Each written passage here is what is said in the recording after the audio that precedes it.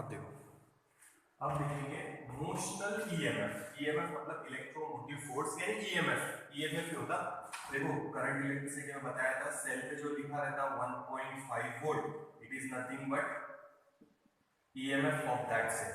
It is the energy supplied by the cell in moving a unit charge once around the complete circuit. तो यहाँ पे भी अगर आपको कंडक्टर में करंट जनरेट करना है मैग्नेटिक फील्ड की वजह से, तो इसीलिए नाम दिया है ईएमएफ, यानी पोटेंशियल डिफरेंस ही है समझो। मोशनल ईएमएफ यानी मोशन की वजह से जो ईएमएफ जनरेट होगा वो पहला ले रहे हैं ट्रांसलेशनल मोशन, फिर लेंगे रोटेशनल मोशन। ध्यान दो, क्रॉस, क्रॉस का मतलब है मैग्नेटिक फील्ड इज, कैसी है magnetic field, perpendicular into the paper, और यूनिफॉर्म मैग्नेटिक फील्ड है। तो कल का याद होगा, अगर E is equal to minus sign नहीं लिखते अभी, मैग्नीट्यूड लेंगे d phi by dt, phi का formula b dot a, cos theta नहीं लेंगे तो b a cos थीटा हटा दो, so it is d dt b into a। ठीक है, नाउ कंडीशन याद रखो, फर्स्ट अगर एरिया चेंज हो रहा, या पहले एरिया कांस्टेंट ले लेते हैं, अगर एरिया कांस्टेंट है तो इसमें एरिया को बाहर निकाल लो, तो it becomes E is equals to, area constant वो चेंज नहीं हो रहा, तो क्या चेंज हो रही होंगी, मैग्नेटिक फील्ड। सेकंड थिंग, मान लो B कांस्टेंट है जैसे यहां है, और क्या चेंज हो रहा, area, so we can write A, B बाहर आ जाएगा dA अपॉन dt, और अगर दोनों चेंज हो रहे होंगे तो यही फॉर्मूला लगा। तो अभी फिलहाल वाले केस में मैग्नेटिक फील्ड कांस्टेंट है, अभी जो अपन बोर्ड पे ड्रॉ किया है उसमें एरिया चेंज होगा विद रिस्पेक्ट टू टाइम। कैसे एरिया चेंज होगा वो पता था, तो याद रखो अगर एरिया कांस्टेंट है तो एरिया इसमें से बाहर आ जाएगा, बचेगा dB upon dt, magnetic field change होगी with respect to time, EMF induce होगा। अब यहाँ मैग्नेटिक फील्ड कांस्टेंट है बट एरिया चेंज हो रहा, एरिया चेंज हो रहा मतलब पहले एरिया कम था, अब एरिया से जो बढ़ रहा तो फ्लक्स भी बढ़ जाएगा उसमें से पास होने वाला। ठीक है, तो फ्लक्स चेंज हो गई, एरिया भी चेंज हुआ, तो भी क्या इंड्यूस होगा, फ्लक्स चेंज हो गए, दोनों में से कोई भी एक वैल्यू चेंज हुई या दोनों भी वैल्यू चेंज हुई तो फ्लक्स चेंज होगा। B चेंज हुआ तो भी फ्लक्स चेंज होगा, फॉर्मूले में A है, एरिया भी चेंज हुआ तो भी फ्लक्स चेंज होगा, दोनों भी चेंज हुए तो भी फ्लक्स चेंज होगा, और फ्लक्स चेंज हो रहा तो ईएमएफ डेफिनेटली इंड्यूस होगा। तो चाहे एरिया चेंज हो यहाँ पे, चाहे मैग्नेटिक फील्ड चेंज हो, चाहे दोनों चेंज हो, flux will change and EMF will be induced. तो फॉर्मूले में दो चीजें हैं, phi is to B dot A, either B changes or A changes or both of them changes, flux will also change and EMF will be induced। तो यहाँ magnetic field constant है, area change होगा, कैसे area change होगा वो भी देखो, ये याद रखना, दोनों में से कोई भी चेंज हुआ B और A में से तो चलता है, फ्लक्स चेंज होगा और EMF इंड्यूस होगा। स्वच्छ भारत चलो, रुको 2 मिनट, तो चलो आगे चलते हैं। अब इसमें एक रेक्टेंगुलर फ्रेम रखने वाले हैं, देखना ध्यान से, this is the rectangular frame,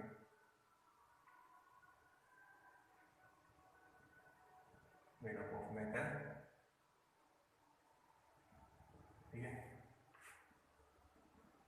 magnetic field constant है यहाँ का, एरिया चेंज होगा, कैसे चेंज होगा वो देखिए, इसकी लेंथ है L, और यहाँ पे एक रॉड रखेंगे मूवेबल, रॉड देखो ब्लैक कलर से बनाया, ये रॉड है मूवेबल, तो इसकी लेंथ L है, ये भी लेंथ L है, और ये डिस्टेंस यहाँ से यहाँ तक x है, x लिखा है क्रॉस नहीं, यहाँ से यहाँ तक है, ये L और ये x।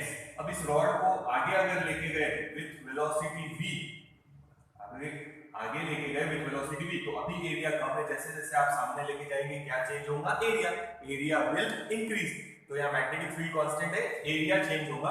अब एरिया चेंज होगा तो पहले number of line of forces कम आ रहे थे, अब एरिया इंक्रीज हो रहा तो number of line of forces भी उसमें से क्या हो जाएंगे, इंक्रीज, मतलब इन शॉर्ट क्या चेंज हो रहा, फ्लक्स। ठीक है, नाउ अभी फिलहाल एरिया कितना है देखो, एरिया L इंटू एक्स, तो उसमें से फ्लक्स कितना हो रहा होगा, V इंटू A, परपेंडिकुलर ही है, तो मैग्नेटिक फील्ड और एरिया, ये मैग्नेटिक फील्ड और एरिया परपेंडिकुलर सरफेस को ही। ठीक है, तो दोनों के बीच में एंगल 0 है। फिर से देखो, ये मैग्नेटिक फील्ड। अब ध्यान देना, ये कॉइल है तो कॉइल का परपेंडिकुलर, ये सरफेस है उसका परपेंडिकुलर, यानी ये एरिया का वेक्टर। ठीक है, तो दोनों सेम डायरेक्शन है, इसीलिए ठीक है। तो याद रखना, अगर ये प्लेन बोर्ड है एरिया, तो उसका वेक्टर रहेगा उसको perpendicular. Area vector is perpendicular to the plane. तो ये प्लेन है, ये परपेंडिकुलर वेक्टर, और मैग्नेटिक फील्ड भी वैसे ही, तो दोनों के बीच का एंगल कितना है 0, cos 0 इज। तो यहाँ बी एरिया अभी फिलहाल है L into x, B into. अब अपन मूव करेंगे उसको with velocity v, velocity v से मूव कर रहे हैं, ठीक है। So v is the velocity, और स्मॉल डिस्प्लेसमेंट लेंगे dx, डिस्प्लेसमेंट स्मॉल है, ठीक है। सो वी कैन राइट, देख लो यहाँ पे देखो, तो याद रखना जैसे जैसे आप इसको आगे लेके जाएंगे विथ वेलोसिटी v, क्या होगा उसमें EMF इंड्यूस होगा। क्यों इंड्यूस होगा? क्योंकि यहाँ पे एरिया चेंज हो रहा, अभी एरिया कम है L इंटू एक्स, जैसे ही आप इसको थोड़ा सामने लेके जाएंगे एरिया इंक्रीज होगा।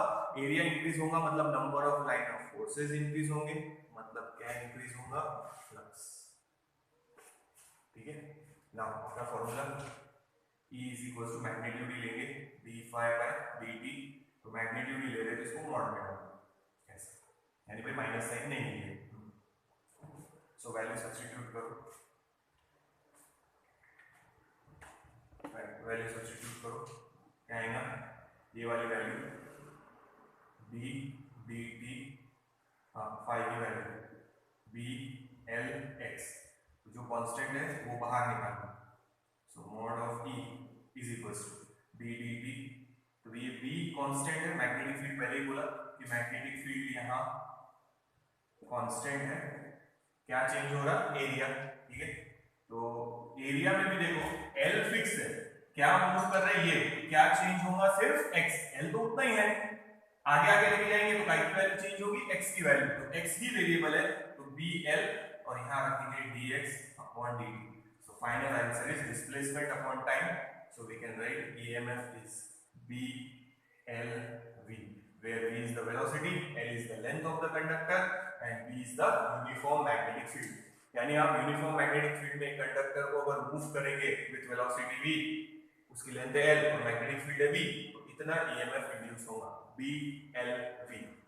सो this is motional EMF, motion की वजह से EMF जनरेट हुआ है, यानी पोटेंशियल डिफरेंस जनरेट होगा इस रॉड के अक्रॉस, एक टर्मिनल पॉजिटिव एक टर्मिनल नेगेटिव, और करंट फ्लो होगा पॉजिटिव टू नेगेटिव, ऐसे, ठीक है। तो EMF जनरेट हुआ जिसकी वजह से करंट प्रोड्यूस होगा। पहला कौन सा मोशन लिया है? Translational motion. ट्रांसलेशनल मतलब लीनियर मोशन। देखो इंपॉर्टेंट है, ध्यान रखना, 2 मार्क के लिए आ सकता है, तो नोट डाउन करो। देखो L कांस्टेंट है, मैग्नेटिक फील्ड कांस्टेंट है, सिर्फ क्या चेंज हो रहा? x, तो ये सिंपल है, एरिया कितना है? L into x, तो फ्लक्स का फार्मूला इनिशियली ये हो गया। अब जैसे जैसे आप आगे लेके जाएंगे तो x चेंज होगा, ये वैल्यू चेंज हुई तो फ्लक्स भी चेंज होगा, इसीलिए ये लिखा है कि चेंज इन फ्लक्स जो होगा with respect to time. Change in flux किसकी वजह से हो रहा? खाली x की वजह से, तो dx upon dt, and displacement upon time is velocity. Easy है, देखो नोट डाउन करो, आगे चलो।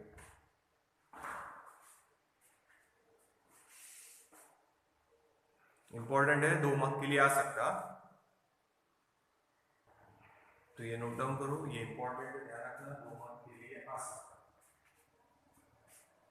नाउ इसी को आप दूसरे मेथड से भी डिराइव कर सकते हैं, अपन यही मेथड से करेंगे, पर दूसरी मेथड भी है उसकी, तो मेथड को कोई नाम नहीं है, इसीलिए आप कोई भी मेथड से कर सकते हैं, पर यही सिंपल मेथड है, इसीलिए अपन ने ये लिया है पहले, इसी मेथड से आप लोगों ने डिराइव करना है। दूसरी मेथड भी बता देता, ठीक है। ये देखो, अब ध्यान देना, ये रॉड वापस से यहाँ बना रहे अलग से, ये रॉड है समझो, तो जैसे ही आप उसको मूव करेंगे विथ वेलोसिटी v, तो यहाँ एक पोटेंशियल डिफरेंस तैयार हो जाएगा या EMF तैयार हो जाएगा, जिसकी वजह से इसके अंदर करंट फ्लो होगा। करंट फ्लो हो रहा मतलब क्या मूव हो रहे? चार्ज। क्या मूव होंगे? चार्ज मूव होंगे। अभी अपन Q लिख रहे हैं, इलेक्ट्रॉन रहते हैं, बट अभी अपन Q लिख रहे हैं, ठीक है। तो अपन पॉजिटिव चार्ज ही लिखेंगे, तो डायरेक्शन वही रखेंगे, positive to negative.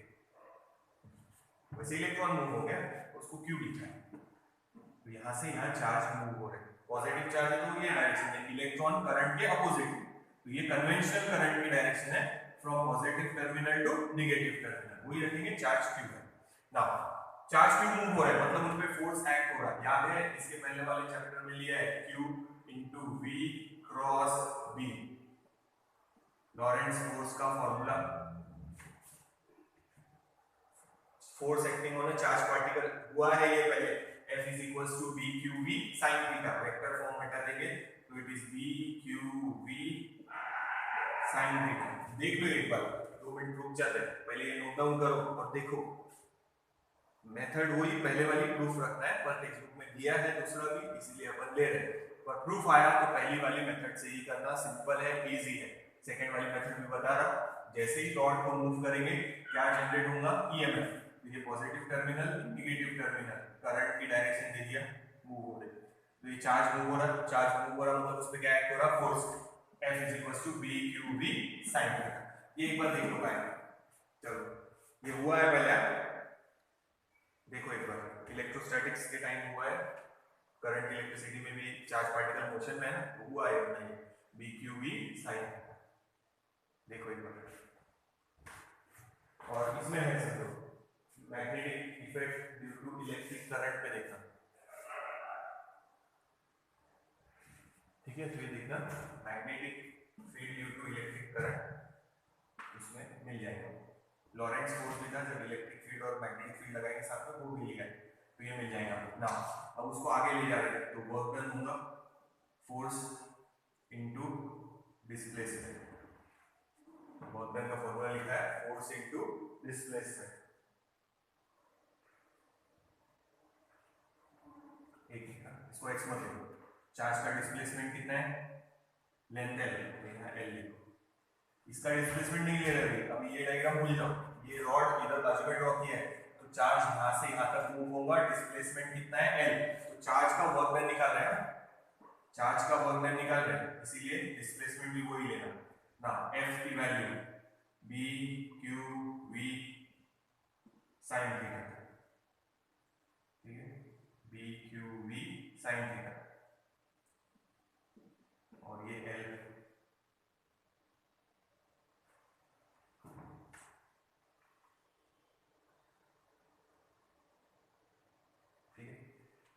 Potential difference का अगर फॉर्मूला याद होगा, तो potential difference is defined as work done in moving a charge from one point to another, so E can be written as, W की वैल्यू डालेंगे तो इसके साथ Q कैंसिल हो जाएगा, BQ कैंसिल हो गया, V sin theta into L, सो V sin theta into L, और अपॉन में Q था, तो इसके साथ Q कैंसिल, वर्क डन की वैल्यू अगर यहाँ डालेंगे तो Q cancel. Now for maximum EMF, अगर EMF क्या चाहिए, मैक्सिमम, तो sin थीटा की वैल्यू कितनी लेंगे, 1, तो ये डाल देंगे E max is equals to B, ये L और ये V, वही फॉर्मूला आ गया देखो BL।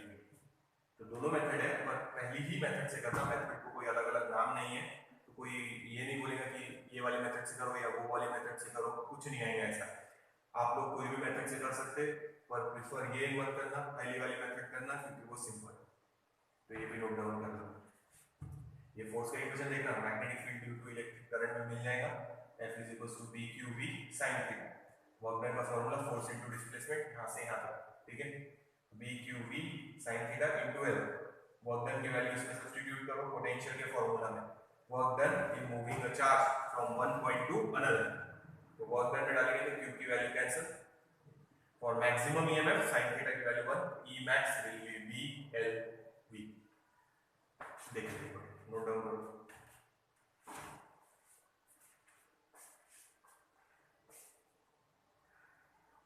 अब एक चीज और फिर से बताना था ना, यहाँ पे तो एरिया चेंज हो रहा, मैग्नेटिक फील्ड क्या है, कांस्टेंट, ठीक है, अब मान लो इसको फिक्स कर दो, इसको चेंज मत करो, लेंथ आगे बढ़ाओ कुछ मत करो, इसको फिक्स रख दो, अभी जो मैग्नेटिक फील्ड है वो चेंज करो, तो भी ईएमएफ इंड्यूस होगा।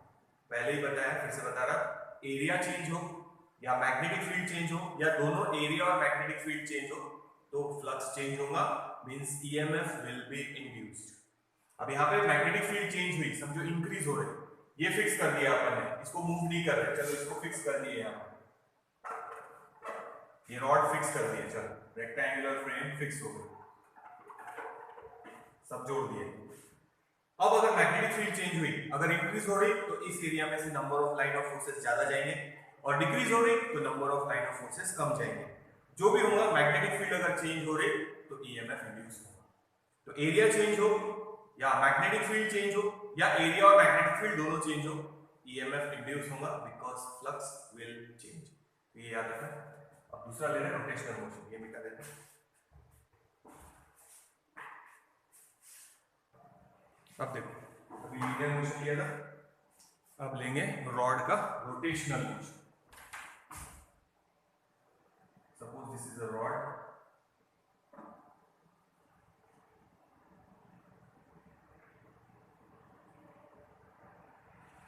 रॉड भी नहीं बन गया, बताओ कैसे ड्राइंग हो, ठीक है बन गया। ये पाइवोट है, यानी यहाँ फिक्स किया हुआ है नट से। अब ये ऐसे सर्कुलर मोशन में रोटेट होगा, ठीक है।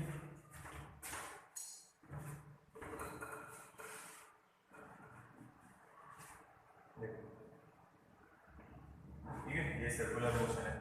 अब यहाँ मैग्नेटिक फील्ड निकाल रहे हैं, मैग्नेटिक फील्ड निकालना नहीं है अभी, तो मैग्नेटिक फील्ड निकालेंगे cross perpendicular to the paper, uniform magnetic field है।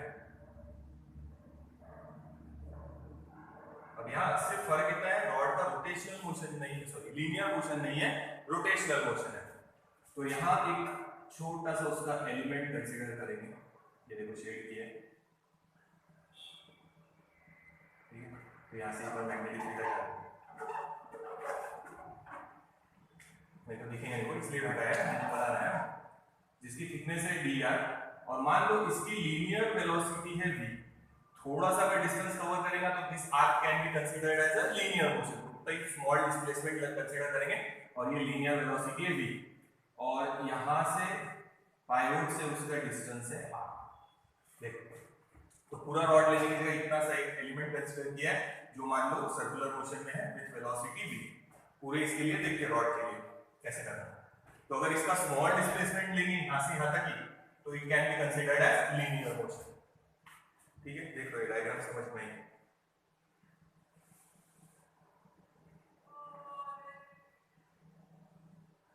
तो यहाँ मेंशन करेंगे B is the magnetic field, L is the length of the rod, पूरी लेंथ L है यहाँ से यहाँ तक, और अपन ने ये जो एलिमेंट कंसीडर किया है वो है एट अ डिस्टेंस r, यहाँ तक देखो। तो जो उस एलिमेंट में ईएमएफ जनरेट होगा स्मॉल डिस्प्लेसमेंट में, तो it is B L V। अरे इतना सा एलिमेंट लीनियर मोशन में है, समझो dr, तो इसके पहले जो डिराइव किया है dnv, उसके हिसाब से लिखते हैं v, उसका dr और वेलोसिटी v, उसकी लेंथ कितनी है देखो dr, so de लिखा है small emf, so total emf can be written as integration of de। देखो यहाँ तक समझेगा,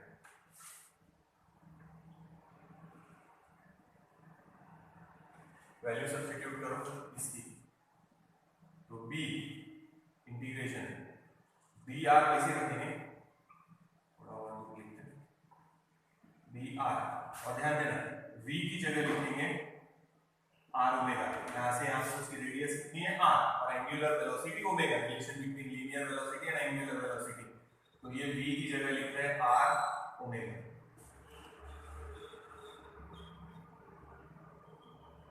देखो फिर से देख लेना, ये dr इसकी लेंथ है, ये मूव हो रहा विद वेलोसिटी v, तो ईएमएफ जो इसमें इंड्यूस होगा small EMF it is b, ये l उसकी लेंथ और ये v dr इनटू v। अब टोटल ईएमएफ के लिए यहाँ से यहाँ तक इंटीग्रेट करेंगे 0 टू l, वो डाल देंगे लगे तो लिमिट बाद में आखिरी में, तो ये बचा b, इसकी वैल्यू डाल रहे हैं, ये v की जगह लिखा है r ओमेगा और ये d है, और इंटीग्रेशन डाल दो, कहां से कहां तक ऐड करना है सब पूरा 0 to l, 0 to l, ठीक है। तो ये हटा रहा, यहाँ याद रखना relation v is equal to r omega, थोड़ा सा ये भी हटा देना, डायग्राम ध्यान रखना। अब देखो आगे, E is equal to b बाहर ओमेगा बाहर, uniform circular motion constant angular velocity 0 to l, ये r dr, इसका formula E is equal to b omega, इसका आंसर आएगा r square upon 2 limit 0 to l, so E is equal to 1/2 बाहर b omega, और 2 तो बाहर आ गया, upper limit डालो, 0 लिमिट 0 है तो डालने की जरूरत नहीं है, l square, this is the final answer, half b l square omega या half b omega l square. So this is the EMF induced when the rod is in rotational motion. और omega के फॉर्मूले शायद तुमको बताने की जरूरत नहीं है, उसकी जगह आप लोग 2 पाई अपॉन t भी डाल सकते हैं, या उसकी जगह आप लोग 2 पाई m भी डाल सकते हैं, तो ये याद रखना माइन्यूट चेंज कुछ रहा तो ये हो गया EMF induced in a bar और rod which is rotating in circular motion, half b l square omega या half b omega l square, जो भी लिखना है। तो पहले एक स्मॉल एलिमेंट कंसीडर किया, उसका डिस्प्लेसमेंट कंसीडर करेंगे अप्रोक्सीमेटली लीनियर, तब उसमें जो EMF इंड्यूस होगा स्मॉल डिस्प्लेसमेंट में, it is small EMF b, उसकी लेंथ v, इसके पहले डिराइव किया है, इसकी लेंथ कितनी है dr, इस एलिमेंट की लेंथ है dr, ओरिजिन से उसका डिस्टेंस r है पर, या सेंटर से उसका डिस्टेंस r है पर उसकी खुद की लेंथ कितनी है dr, इसलिए यहां लिखा है b l v, उसकी लेंथ dr, ठीक है। इसकी वैल्यू यहां सब्स्टिट्यूट किए, रेडियस अभी फिलहाल r है, EMF पूरा निकालना है कहां से कहां तक, यहां से यहां तक, तो इंटीग्रेशन में डाला है 0 टू l, b v की जगह लिखा है r ओमेगा और dr वैसे कांस्टेंट जो है वो बाहर r into dr, ये उसका आंसर, ये तो सिंपल है, देखिए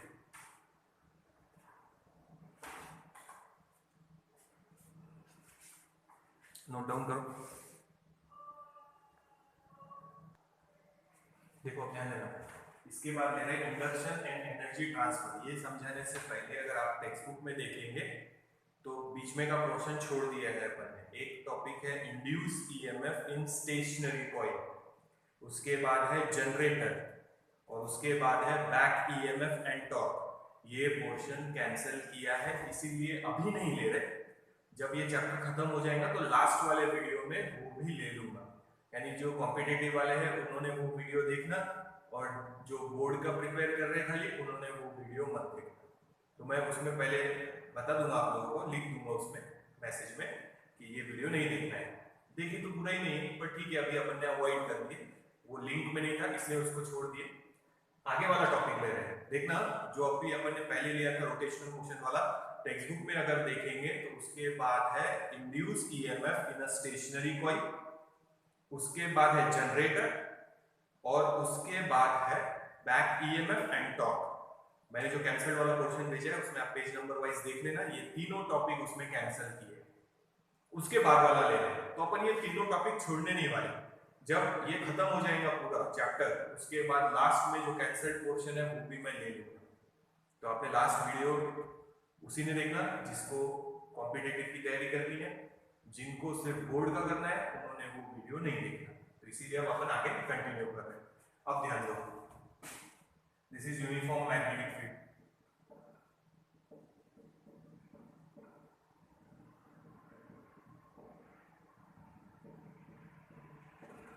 इसमें रखेंगे एक मेटल की फ्रेम। क्या रखने वाले हैं? मेटल की फ्रेम। डायग्राम मिटा देंगे, थोड़ा सा लेंथी जैसा ही है तो डायग्राम अभी ध्यान से देख लो, फिर डायग्राम मिटा देंगे। थोड़ी फील्ड के बाहर ही है, ठीक है, ये लेंथ है, ये लेंथ है समझो। अब आप इसको फील्ड के बाहर निकालना है with velocity suppose v। Frame जुड़ी हुई है पूरी, मूवेबल रॉड नहीं है ये पूरी की पूरी फ्रेम है, उस पूरी फ्रेम को अपन मैग्नेटिक फील्ड से बाहर निकालना है। अभी इतना ही एरिया मैग्नेटिक फील्ड के बाहर है, जैसे जैसे आप आगे खींचेंगे और एरिया मैग्नेटिक फील्ड के बाहर होते जाएगा, मतलब फ्लक्स कम होते जाएगा। ठीक है, तो यहाँ पे भी जो एरिया मैग्नेटिक फील्ड के अंदर है वो चेंज हो रहा है।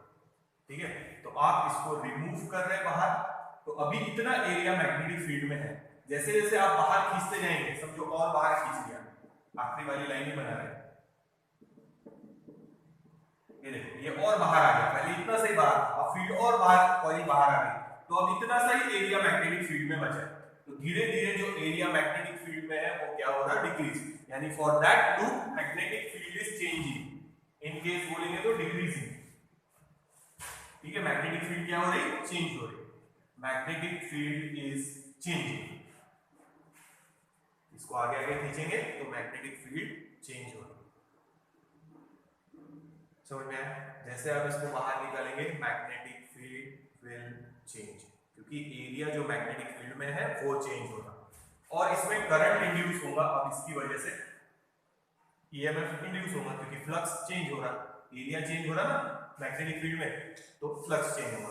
जैसे जैसे आप इसको बाहर निकालते जाएंगे, एरिया जो मैग्नेटिक फील्ड में है वो कम होते जाएगा, तो एरिया चेंज हो रहा तो फ्लक्स चेंज होगा, फ्लक्स चेंज होगा तो करंट या ईएमएफ इंड्यूस होगा, तो इसमें करंट इंड्यूस होगा क्लॉकवाइज डायरेक्शन। ये तो फील्ड के बाहर है, इसको छोड़ दो। अब आप लोगों को फॉर्मूला याद होगा, F is equals to BIL, force acting on a current carrying wire kept in a magnetic field। ठीक है, ये फॉर्मूला आएगा काम आते हैं, इसे लिखेंगे उसको। तो ये वायर है लेंथ M, इस पे क्या है, थोड़ा फोर्स, ठीक है, इन पे और इन पे भी हो रहा, और कैसे बता, तो फोर्स की डायरेक्शन देखो, फिर से ध्यान देना, जैसे ही आप इसको मूव करना शुरू करेंगे, इसमें क्या इंड्यूस हुआ, current, this is current induced, small I से नोट कर रहे हैं, करंट इंड्यूस। ठीक है, कौन सी डायरेक्शन में इंड्यूस हुआ है, क्लॉकवाइज डायरेक्शन में।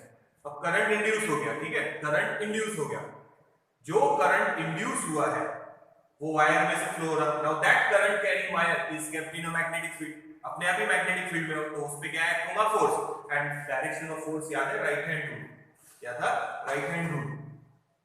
करंट फर्स्ट फिंगर, ये करंट की direction, middle finger magnetic field, thumb indicate the direction of force, इस वायर पे फोर्स ये वाली डायरेक्शन में act, suppose this is F1,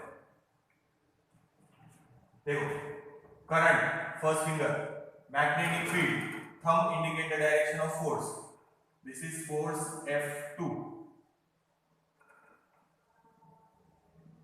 this is force F1। अब ये तो फील्ड के बाहर है, तो वायर में करंट है मगर वो मैग्नेटिक फील्ड में नहीं है, मैग्नेटिक फील्ड के बाहर है, तो उस पे फोर्स नहीं, उस पे अपन फोर्स लगा रहे हैं, समझो F, मूव कराना है ना कुछ वेलोसिटी भी, तो अपन फोर्स लगा रहे हैं F। नाउ ध्यान देना, फिर से इधर करंट, ये मैग्नेटिक फील्ड परपेंडिकुलर, ये और thumb indicate the direction of force, right hand rule, ये मैग्नेटिक फील्ड, मिडल फिंगर, ये करंट और thumb indicate the direction of force, पहले हुआ है यार, सो दिस इज F3। अगर ध्यान से देखेंगे ये सब लिखना है आपको, F2 और F3 equal in magnitude, opposite in direction, क्योंकि लेंथ सेम है, मैग्नेटिक फील्ड भी सेम है, तो ये दोनों फोर्स है equal in magnitude, opposite in direction. और ध्यान से देखेंगे तो ये F1 और ये F2, so this is F1 is equals to F2, minus sign डालेंगे, क्यों माइनस साइन डालेंगे, F2 क्या लिखा है, F क्यों माइनस साइन डाला है, क्योंकि ये इसको अपोज कर रहा है, देखो डायरेक्शन रूल के हिसाब से यही है। फिर से बता रहा कि according to lenses law, motion जिस डायरेक्शन में है उसको ये अपोज कर रहा, तो कॉज क्या है, मैग्नेटिक फील्ड चेंज करने का या ईएमएफ इंड्यूस करने का, ये वो उसको अपोज कर रहा, तो माइनस साइन आएंगे, देखो E equals to minus d∅dt, तो ये ईएमएफ हमेशा कॉज को अपोज करेगा, तो अपन उसको उधर खींच रहे हैं मगर ये फोर्स वापस इसको इधर खींच रहा है, अपोज कर रहा ना अपने मोशन को, आ गया अपोजिशन। तो ये ध्यान रखो, डायग्राम दिखाएंगे, अब इसके आगे कंटिन्यू करें। तो ये सब थ्योरेटिकल लिखना है, ध्यान रखना। तो ये दोनों तो एक दूसरे को कैंसिल कर देंगे, अपन ये आगे ले जाने के लिए फोर्स लगा रहे हैं, पर ये फोर्स अपने को अपोज कर रहा है, इक्वल एंड अपोजिट। और अगर मॉड में लिखेंगे तो F1 is equals to F, magnitude लिख रहे खाली, तो माइनस साइन हटा दिया और फॉर्मूला आएगा B I L, ये हो चुका है पहले, B I L, force acting on a current carrying wire which is kept in a magnetic field. Force acting on a current carrying wire which is kept in a magnetic field. Suppose this is equation number 1. ये अपने काम आएंगे, तो ये लिख रहे हैं अभी पूरा, ध्यान से देखिए। डायग्राम बिठा दूंगा, डायग्राम समझ में आई? फिर से देखो, करंट कैसे डेवलप हुआ, क्लॉकवाइज। अपन रॉड को उधर खींच रहे हैं, ठीक है, सॉरी पूरी फ्रेम को उधर खींच रहे हैं, तो फ्रेम जैसे जैसे आगे जाएंगी उसका एरिया जो मैग्नेटिक फील्ड में है वो कम होते जाएगा, यानी फ्लक्स चेंज हो रहा, तो करंट और ईएमएफ इंड्यूस हुआ, तो वो इंड्यूस करंट कौन सी डायरेक्शन में, क्लॉकवाइज।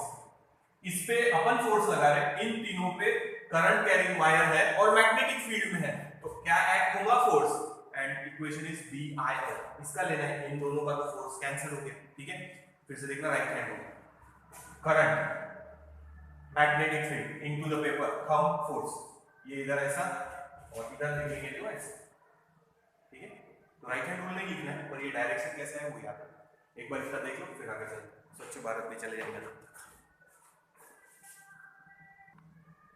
अब देखो यहाँ तक समझ में आया, तो ये डायग्राम दिखा देंगे, अगर काम ये ना तो ध्यान रखना, ये हो गया फोर्स ऑन दिस। तो अब अपन इधर लेके जा रहे हैं और ये अपने को अपोजिट में खींच रहा, तो अपने को डेफिनेटली वर्क करना पड़ेगा। वो वर्क यानी एनर्जी काय में ट्रांसफर हुई वो देखना है अपने को। तो जो मैंने वर्क किया वो गया था, ठीक है, करंट तो फ्लो हुआ, तो वो गया था, तो जनरेट होगी हीट। जब वो करंट वायर में से फ्लो होगा तो क्या जनरेट होगी, हीट। तो अपन ने जो वर्क डन किया है वहां पे इस कॉइल में, वो जनरेट होगी काय में, हीट में, वही अपने को प्रूफ करना है। तो अपन क्या करने वाले हैं, पावर निकालेंगे एक फॉर्मूले से और फिर पावर निकालेंगे नेक्स्ट फॉर्मूले से। अगर दोनों का आंसर मैच हो गया तो बोलेंगे कि जो वर्क मैंने किया है वो काय में कन्वर्ट हो गया, हीट में, ठीक है। उसके लिए अपने को ये पावर के 3 फॉर्मूले याद होंगे शायद। अच्छा, पावर की जगह एनर्जी के joules law, H is equals to I square RT, H is equals to VIT and eta H is equals to V square T upon R। तो ये 3 फॉर्मूले थे जूल्स लॉ में, हीट जनरेटेड। करंट है, resistance है, इसका कुछ ना कुछ रेजिस्टेंस होगा। I square RT ये एक फॉर्मूला था, H is equals to VIT ये फॉर्मूला था, H is equals to V square T upon R, ये जूल्स लॉ में हुआ है पहले तुम लोग का। ये हीट जनरेटेड के फॉर्मूले हैं। टाइम अपॉन में कर देंगे तो क्या बन जाएगा, पावर। तो इससे पावर का फॉर्मूला निकालेंगे I स्क्वायर R से, या इससे या इससे, तो I स्क्वायर R लेंगे अपन, और दूसरे मेथड से पावर का फॉर्मूला निकालेंगे। अगर दोनों मैच हो गए तो अपन बोलेंगे हीट जनरेट हो रही। तो अपना जो वर्क है, वो जो एनर्जी है वो काय में ट्रांसफर हुई है, हीट जनरेटेड में, तो वही अपने को बताना, ठीक है। तो ये फिर से एक बार बता दूंगा बाद में ना, वापस आते हैं। ये तो इक्वेशन नंबर 1 हो गया। पावर का एक फॉर्मूला वहां से लेंगे, अब कौन सा ले रहे हो ध्यान दो। पावर का फॉर्मूला है वर्क अपॉन टाइम, वर्क यानी force into displacement upon time, displacement upon time यानी फोर्स इनटू वेलोसिटी। तो पावर का एक फॉर्मूला है वर्क अपॉन टाइम, एक फॉर्मूला है force into velocity. Suppose this is equation number 2, ठीक है। तो अपन क्या करने वाले हैं, पावर एक फॉर्मूले से निकालेंगे, फिर हीट जनरेटेड वाले फॉर्मूले से पावर का आंसर निकालेंगे। अगर दोनों सेम है तो अपन बोलेंगे कि अपन ने जो वर्क किया है वो एनर्जी ट्रांसफर हुई है, काय में ट्रांसफर हुई है, हीट। तो वही अपन स्टडी करने वाले हैं। पहले इंडक्शन, करंट इंडक्शन हुआ, अब एनर्जी का क्या स्टडी कर रहे हैं, ट्रांसफर। तो एनर्जी काय में ट्रांसफर होगी, हीट में, तो वो अपने को प्रूफ करना है। ये देखो, ये तो फॉर्मूला हो गया पिछले चैप्टर में, force acting on current carrying wire, right hand rule से डायरेक्शन भी बता दिए। ये दो फोर्स है equal in magnitude, opposite in direction cancel. अपन इधर फोर्स लगा रहे हैं, ये फोर्स अपने को अपोजिट में खींच रहा, तो लेंसेज लॉ वेरीफाई हो गया कि वो फोर्स अपने को अपोज कर रहा, ठीक है, अप्लाइड फोर्स। और उसका फॉर्मूला ये देखो, ये दो इक्वेशन देख लो, फिर आगे चलते हैं।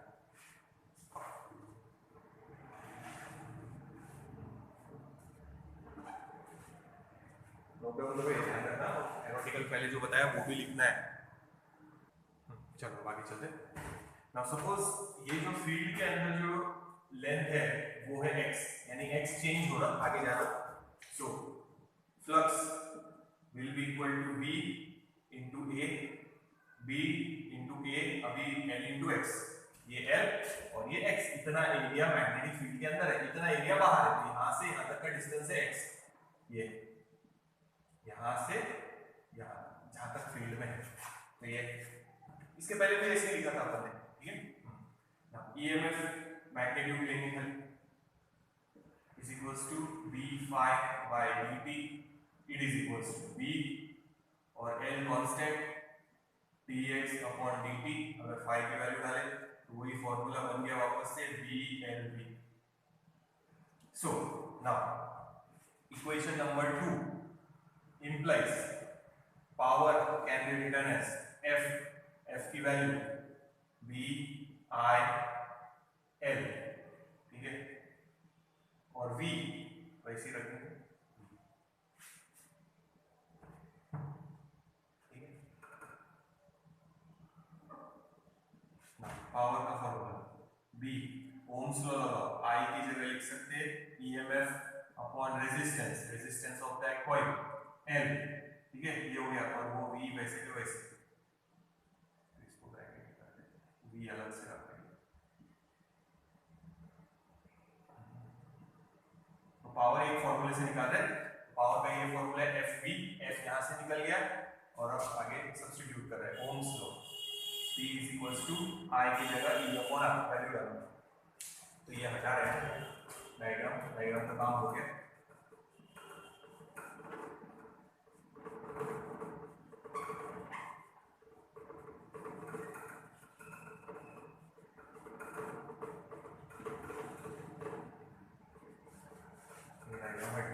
ठीक है, पावर का formula P is equals to, E की वैल्यू डाल देंगे BLV यहाँ पे, सो B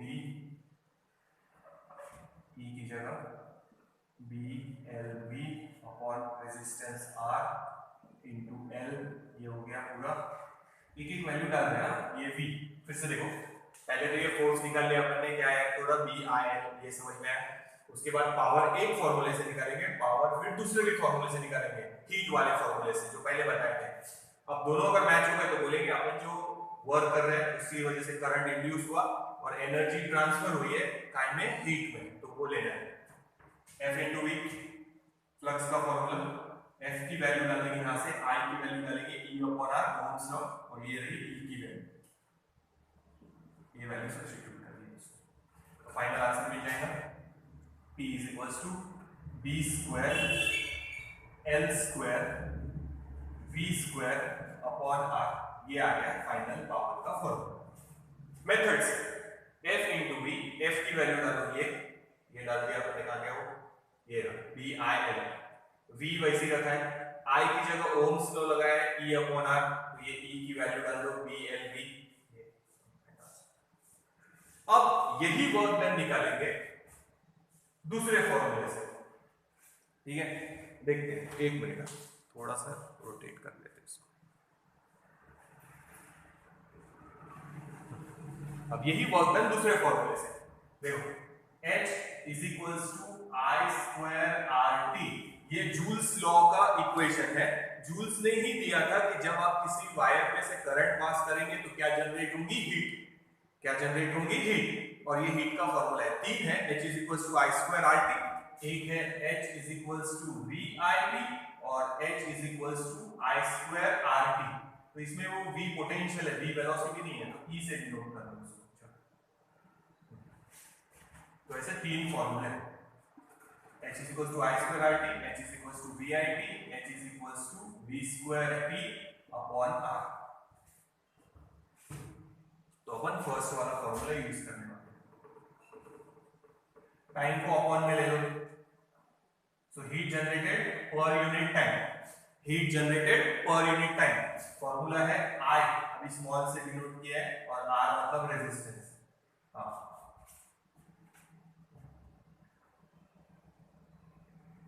ठीक है, तो देखो ये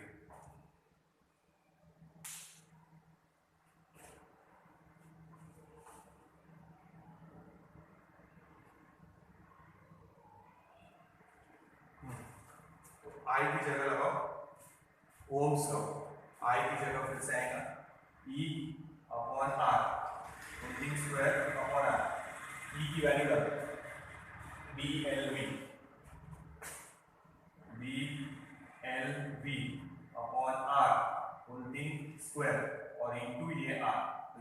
एक्सपांड कर दो, पावर का फॉर्मूला निकल जाएगा heat generated per unit time, इसको भी पावर ही बोलेंगे, b square l square v square, एक r कैंसिल स्क्वायर के साथ, तो अपॉन में बचेगा। तो अब दोनों को कंपेयर करो, इसको और इसको, तो ये है जूल्स लॉ के हिसाब से heat generated per unit time का इक्वेशन यानी पावर का, और ये अपन ने जो सॉल्व किया वो है इंड्यूस हुआ करंट, उसकी वजह से एनर्जी ट्रांसफर होगी, वर्क जो गया वो एनर्जी ट्रांसफर हो गई, पर काय में ट्रांसफर हुई, तो इन दोनों इक्वेशन को कंपेयर करके बोल सकते हैं कि that work done is transferred into heat. ये अपन ने जूल्स लॉ से निकाला है heat generated per unit time यानी power, H is equals to I square RT, H upon T यानी heat generated per unit time यानी पावर, पावर का formula निकला ये, और मेथड से ये निकाला, तो इसमें ये दोनों सेम है, मतलब अपन ने जो वर्क किया है वो काय में कन्वर्ट हुआ है, वहां पे हीट में, हीट इज जनरेटेड, तो एनर्जी ट्रांसफर हुई है काय में, हीट में। तो ये देखो एक बार, थोड़ा सा लेंथी जैसे लगता हो पर इजी है, अगर मेथड बराबर फॉलो करेंगे तो आ जाएगा, नोट डाउन करो।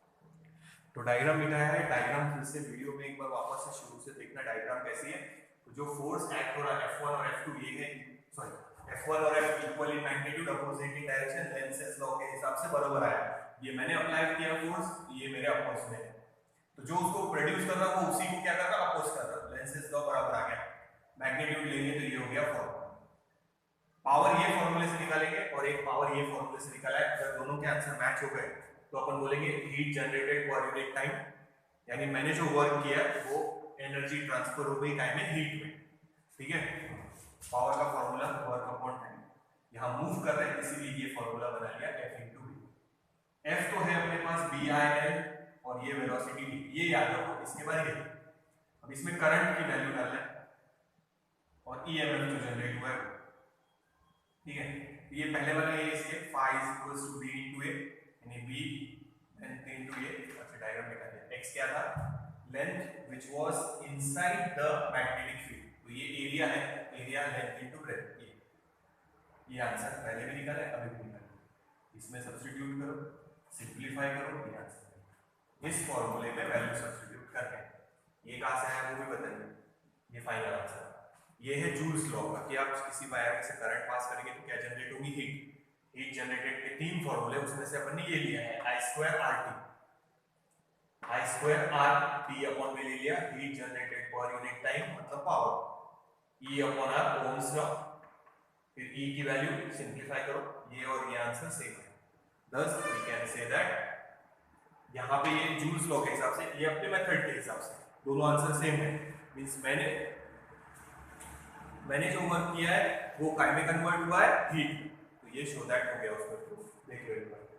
तो आखिरी में लिखना कि thus the work done in pulling the loop through the magnetic field appear as a heat energy in the loop, ठीक है।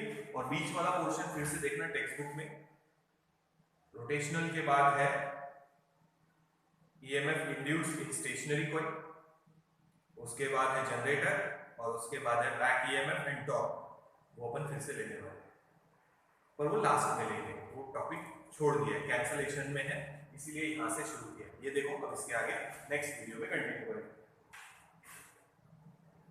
तो याद रखना, यहाँ पे हमने प्रूव किया है कि अपन जब वो फ्रेम बाहर मूव करेंगे मैग्नेटिक फील्ड के, तो उसमें क्या इंड्यूस होगा, करंट, EMF इंड्यूस होगा। अब अपन ने जो वर्क किया वो एनर्जी ट्रांसफर हो गई है, अब काय में ट्रांसफर हुई है ये प्रूव किया है अपन ने कि हीट में, तो ये जूल्स लॉ के हिसाब से, और ये अपन ने जो डिराइव किया वो दोनों पावर मैच हो गए, मतलब ये पावर टाइम में कन्वर्ट हुआ है heat generated per unit time, यानी मैंने जो वर्क किया वो हीट में कन्वर्ट हो गया वहां पे। तो ये हेडिंग है induction and energy transfer, induction and energy transfer, ये नोट डाउन कर लो।